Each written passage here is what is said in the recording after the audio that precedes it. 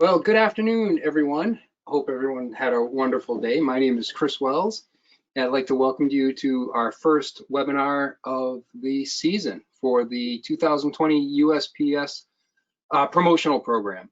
So before we get started, just a couple of housekeeping items. Everyone's coming in on mute. That's just to keep the background noise a little bit lower. You'll notice you'll have a little control panel when you log in. It has a orange arrow. You can use the orange arrow to expand or minimize that control panel. Below that, you'll see a couple of icons. One is the screen adjuster, and the one on the bottom is the hand. So if you have a question that can't wait till the end, I will leave some time at the end for questions and answers. Please just click that little hand button and I will unmute you and you can raise your hand. If you have a question, you'll notice on the bottom of the expanded control panel, there's a place where you can type some questions in. So if you don't want to actually raise your hand and ask it out loud, you can type it there, and I will also answer it that way at the end of the session. Additionally, you'll see in that expanded control panel, right above the questions section, there's a spot for handouts. There's one handout today. It says TSI handout. So that's tactile, sensory, and interactive. That will have some key elements of the program, the key dates we go over here, a few links, and things of that nature. These webinars are being recorded. If you're watching this on a recording, the YouTube videos won't play just for copyright reasons, but if you email us, we can get you the links to those. So that being said, I know we have some new people this year, a couple people that came last year. We've got all the good stuff that we had last year for the folks that were here last year, and some new stuff for the people that were here last year. So it should be, hopefully it'll be interesting for you. So again, this is the first of 6, tactile, sensory, and interactive. Coming up next is earned value. That's a very specific program. If you saw our overview, it's for people who use business reply mail. It's also the richest postage discount. You get a 3-cent per piece credit, so it's kind of a nice dollar amount.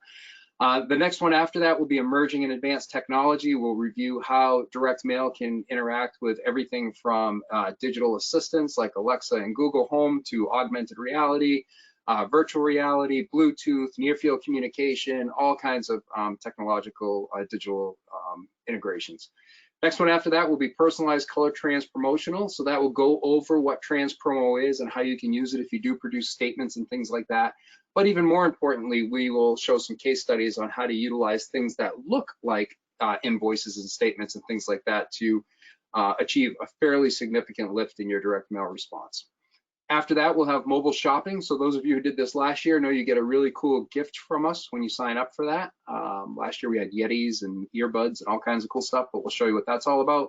And then finally, my personal favorite, informed delivery, for anybody who's in B2C, using informed delivery as a way to really seamlessly integrate direct mail and digital. That will be very beneficial. So that being said, let's jump right into tactile, sensory, and interactive. So again, all of these promotions are designed by the US Post Office to encourage people to utilize direct mail. So the benefit they give you is if you meet these criteria that they've set out during this time frame, you'll receive a discount on your postage rate. That's all well and good. It's usually 2%, always 2% actually, other than earned value. Our experience is people who have taken some of these techniques and utilized them in their direct mail campaign actually experience a much greater return on investment from the results they get from using these techniques than they do just from the simple postage discount. So we are hoping that whether you're using it for the discount or not, you find some things that can help you improve your results. So what are the key elements of tactile, sensory, and interactive promotion? First of all, this applies to marketing mail and nonprofit mail, so no first-class mail, right? Goes from February 1st through July 31st. That's the promotion period. And it has to meet a couple of criteria. One is it has to have visible and distinguishable tactile, sensory, or interactive treatment on the envelope or the mail piece. And we're going to go through a whole bunch of ideas today about what that could be. And secondly, like all these promotions, we have to submit this to the USPS promotional office no later than a week prior to the first mailing for their approval. So don't wait right until July 31st because it won't get approved in time. If you do those things, you'll earn a 2% discount on postage immediately as it goes into the mail stream. If you use commingling for your first marketing mail, it will also work with commingling. Here are the key dates.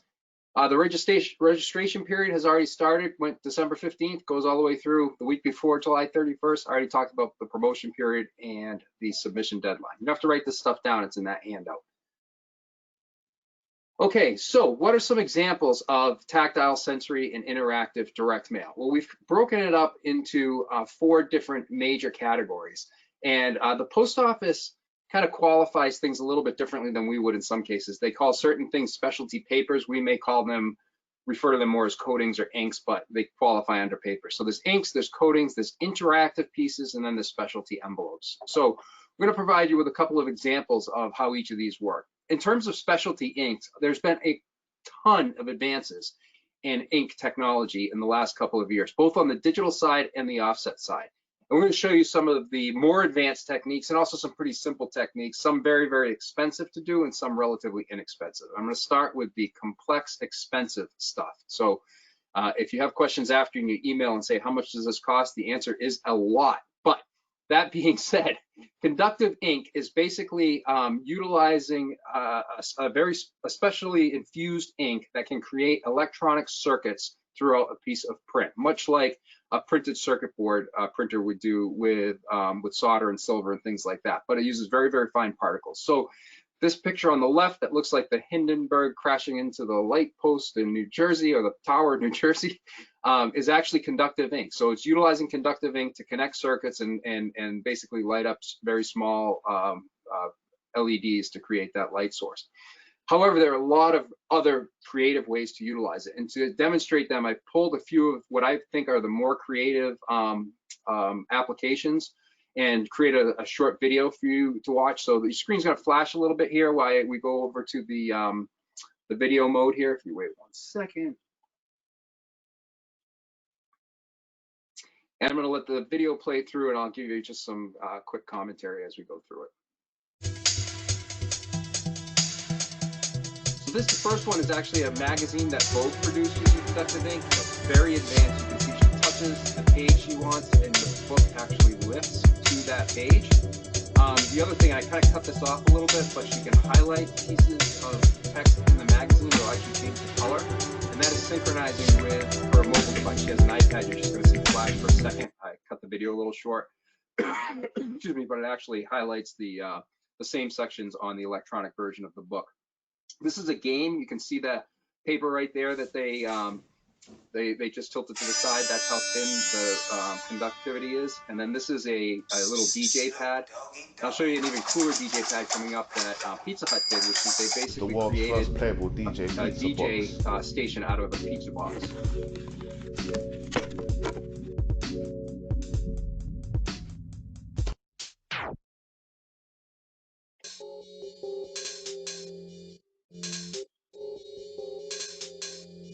Yeah.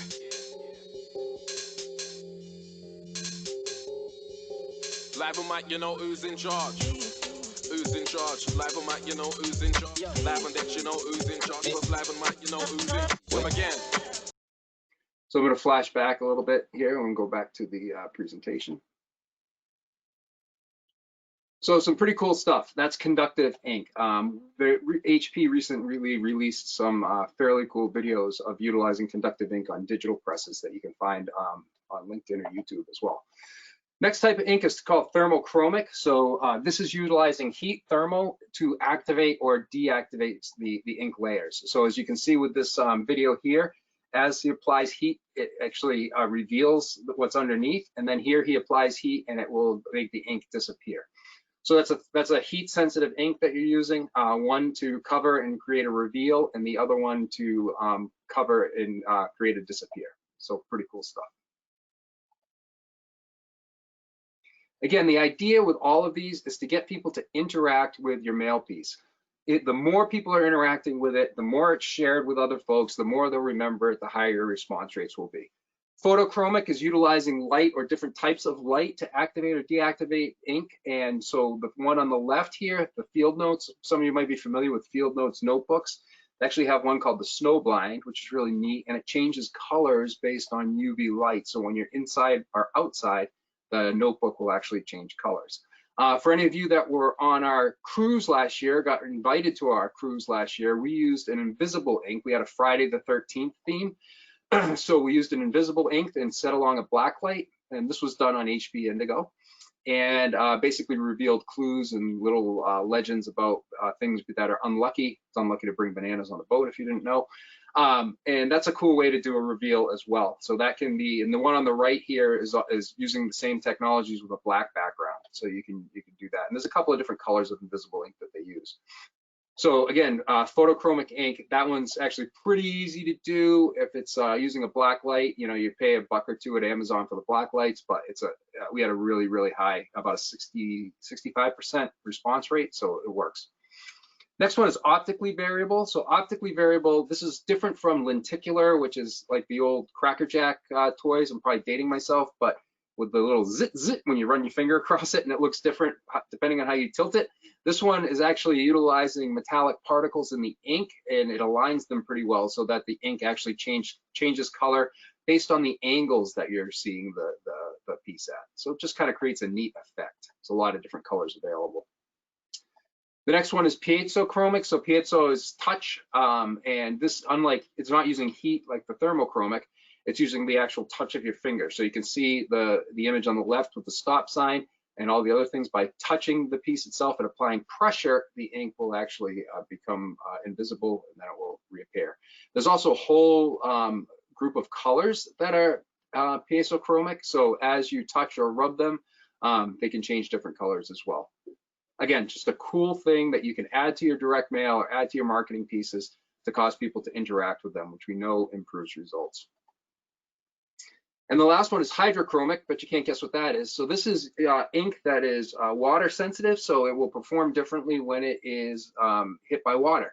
So you can see the one on the left, obviously an ad or a postcard for a company that does something to do with water. It's a blue postcard, and then when you run the water over it, it will reveal the image underneath. I have kind of a time-lapse video also of an 8.5 by 11 that has hydrochromic ink, and it shows it being splattered and then drying. So you can kind of see how that works. So that's exposing the ink, and then as it dries, you can see the ink goes away like magic. Some pretty cool stuff. So there's hydrochromic ink. Once we get out of the specialty inks, we can get into some specialty papers. So this is where you can really approach the senses of your customers. And again, the best way to tie into somebody's emotions is through the senses. So from a scenting standpoint, smell has been a very, very popular way to get good return on pieces. Last year, some of you may have received our Valentine's Day cards. One smelled like chocolate, one smelled like roses. Scope did this New Year's thing here that smells like Scope with the New Year's kiss. We've done a gingerbread man before. There's a whole library of scents that you can get for your pieces. This is just a sampling of them. We've seen everything from freshly cut wood and grass to actually have both the smell of smoked and non-smoked marijuana, if for some reason you're in that market. And who isn't, right? The next one is C. So unlike optical variable ink, this is actually using the paper to create the illusion. So this is lenticular. So the way lenticular works, if you don't know, is different images are printed at different angles, and then a lens is applied on top of that, so that as you look at the piece over different angles, it can actually change and move and things of that nature. And the one on the right is simply using holographic paper, which can be procured with a number of different designs behind, and you do some knockout printing to let it show through, and it kind of gives a neat effect, something that certainly would stand out a little bit more than just a normal piece.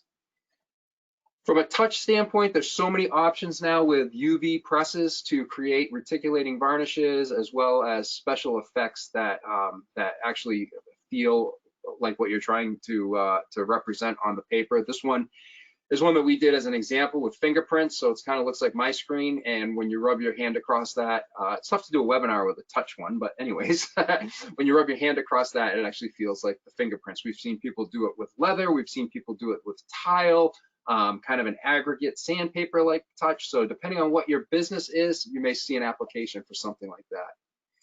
And in the believe it or not category, we have the taste category. Now, I've only been able to find a single campaign that utilized taste, and that was Fanta.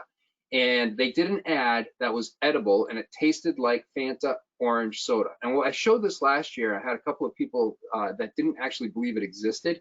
Well, I actually found a video here, and you can see the happy people when they eat the paper. Yum, orange soda.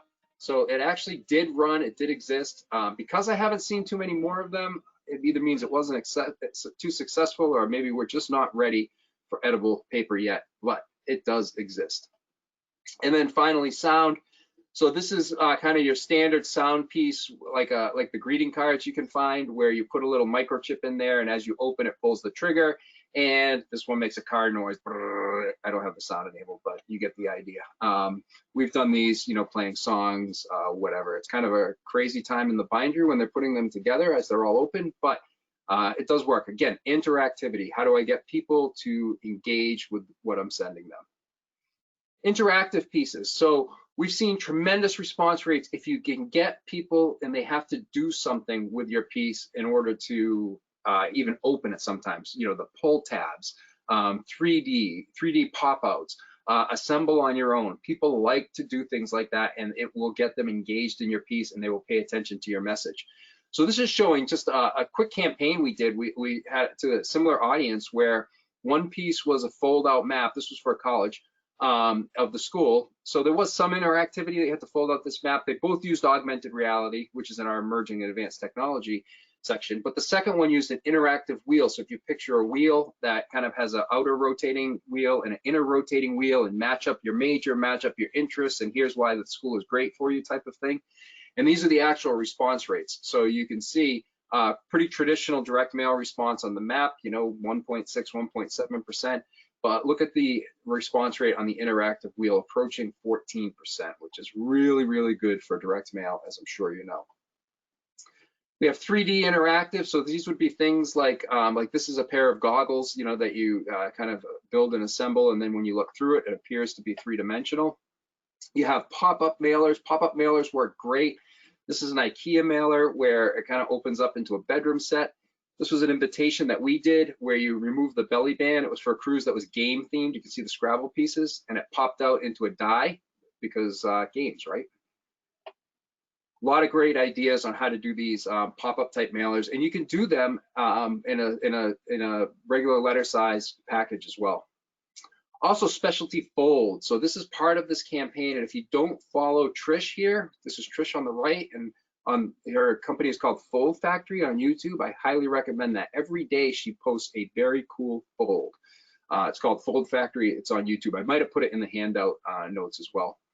One of the most popular folds we've seen is this infinity fold, partly because it's really super cool, but partly because you can put a lot of information on your piece and communicate ideas in a logical way as people kind of unfold it and then come back to the beginning of where they started. So that's called an infinite fold. It's a really neat way to demonstrate your message. And I'll just show you what Trish has done with this particular piece, which I thought was kind of cool. I'm going to jump up to like a minute where she actually opens it. So you can see that this is it's kind of like a double gate fold, but it's got these additional back fold triangle pieces. So it's just very creative, very nice look and feel, folds up into a very mailable piece. This is square, which, as you know, causes a little bit of a postage problem, but you could easily kind of come up with something that folds a little bit more rectangular. So follow Trish, because on Fold Factory, you will get a lot of great information. And finally, the last category is specialty envelopes.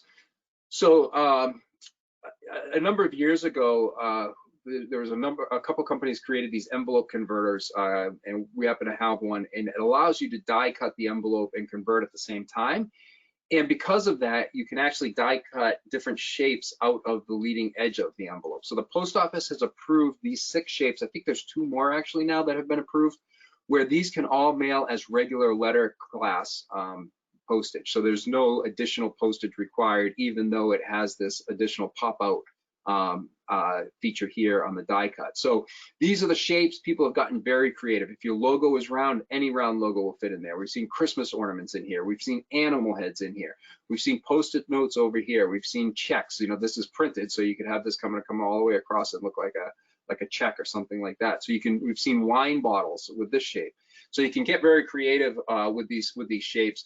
And if you're converting an envelope on the fly right now, it doesn't cost any more other than making the die if we don't have it, because we're already die cutting the piece. So it's a good way to get a better response, kind of a neat look and feel. You'll stand out in the mail stream and not increase your costs. If you use any of these techniques during the promotional period, you'll get the 2% discount, but I assure you the response on your direct mail campaign will dwarf that 2%. So there we go. That's tactile, sensory, and interactive. I am going to leave the webinar open for a few minutes in case you wanted to download that handout and you had a chance to. I'm going to check quickly here for any hands up. No hands up. And I'm looking at questions. No questions. So I'm going to just leave the webinar open for a little bit. If you have a question in the next couple of minutes, you can send it along and I'll answer it. If not, thank you all very much for attending, and please look for our next invitation in your email or your postal mail. Thanks again. Have a great day.